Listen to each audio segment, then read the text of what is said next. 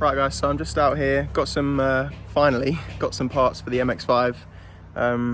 Got the front wing and the bonnet, bought them from Mazda, they've come in from Japan. And yeah, just prepping them for some paint. I'll show you what I'm doing. So yeah, I've just sanded it down a little bit. It was already primered when I got it, but yeah, just scuffing it up a little bit so that the paint will adhere to something. There's a couple of high spots from the factory, I don't know if you can see that there. I've kind of managed to buff that out, and then a few spots over here, but yeah, these are perfectly smooth now. And then I'll get some isopropyl alcohol, wipe it down, and then show you guys the makeshift paint booth. Right, so I've made my makeshift paint booth here in my garage. It's probably the dirtiest, most disgusting garage that's ever graced YouTube, but yeah, I've got a little paint setup, so I'll show you guys. So I've got the bumper here in the box it came in from Mazda, and then I've got some plastic down on the floor just so I don't kick up too much dust. We've got a light over here shining on the panel that's going to be painted, which is hanging from the ceiling with these two metal chains, which hopefully should give us a decent look at what we're painting. So yeah, as I said, I've just scuffed up this wing here from the primer. There was a bit of kind of, I don't know if it was a drip or a run or something here, but yeah, it's completely smooth now. And the same thing over this arch. I think there's a couple, see maybe 3 dots here, but yeah, that's completely smooth now. And the same up there.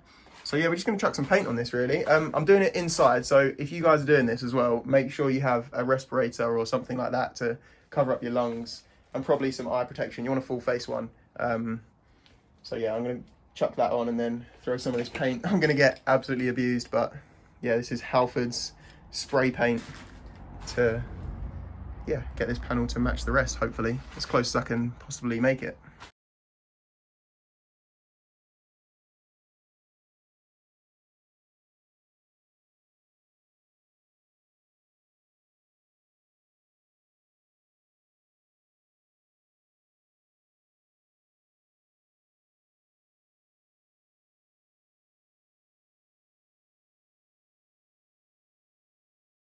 Right guys, just finished the first coat. It went okay for the first coat. I think I got an all right coverage, just waiting for it to dry a little bit more till we go in for number 2. I'm bloody glad I had the respirator on though, because honestly, it's so horrible doing it inside. But yeah, you can obviously see where the lines are in the, obviously the way the rattle can kind of doesn't spray very far. You can see the lines where I've gone up. It does seem to have full coverage. Obviously it's black, so it's hard to tell. But yeah, so like up here, I went a bit too thick because I went both ways probably on the first coat, and I should have just done one. But yeah, this is fully covered, and then down here you can kind of see those lines where I've gone across. But yeah, I'm just gonna go for coat number 2 probably in about a minute or so.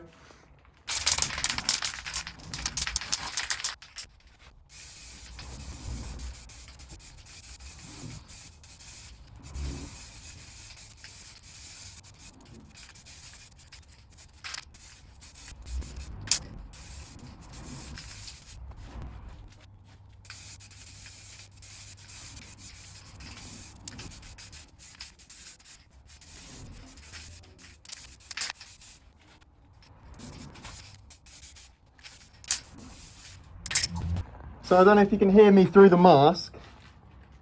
I've just finished up. That's probably going to be the final coat. I've run out of paint as well, but I think it's fairly good coverage. I managed to get a lot of those lines out, but I didn't want to push it too far with the paint running out of, with the can, sorry, running out of paint. So I didn't want to get lots of splatter marks. But yeah, we'll see how it comes out when it dries. It does look a little bit patchy in places, but I think that'll be all right in the end. No, that won't be all right in the end. That's a really, really bad example of a paint job. So I let that dry, and it actually came out very rough. Like the finish of that base coat was very rough. And then just looking back on the video now of what I've done, I think there's probably 2 things that I would, if you're going to do this, and I'm going to do this again.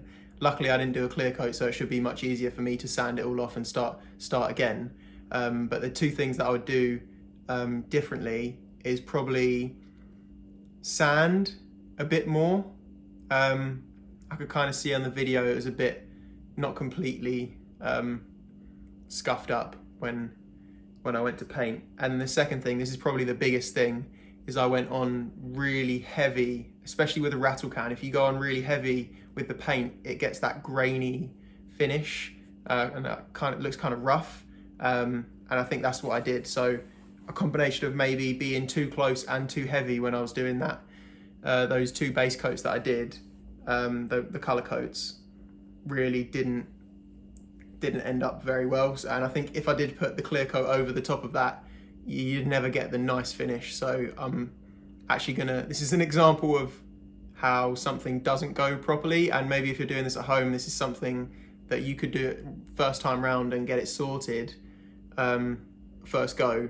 Just probably one thing I would say is just stand back a little bit further maybe than what I was, and then also just go a little bit lighter. But yeah, that's just something to look out for. If you're getting that a kind of sandy feel to the base coat and it's not looking shiny, like the base coat should look shiny, and then when you go over it with the clear coat, that's when it just like exemplifies that shininess that's already in the base coat.